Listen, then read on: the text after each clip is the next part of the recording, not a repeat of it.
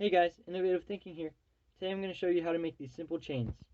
All you're going to need are some pliers, a wire cutter, and some sort of wire. I just found the spring laying around my house, but if you don't have a spring, you can just get any piece of wire and wrap it around a screwdriver, and then you have a spring. Once you have your spring, what you're going to want to do is cut it into small circles with your wire cutter, just down a line.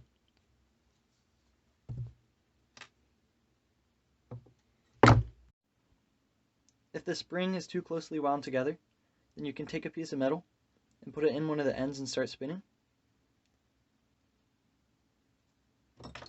Then it will be easier to cut with a wire cutter.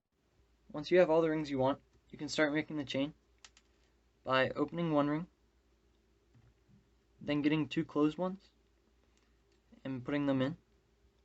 And then you close the open one, and then you open another one, put it in, and then put another closed one in, and you close that, and you keep going, and then you have a chain.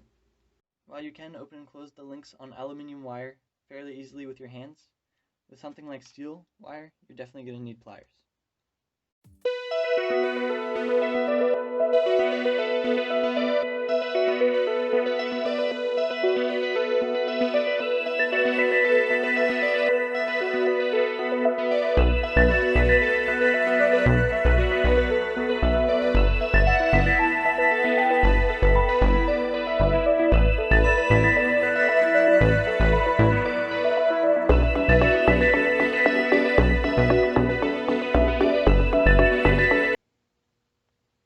Here are the final chains.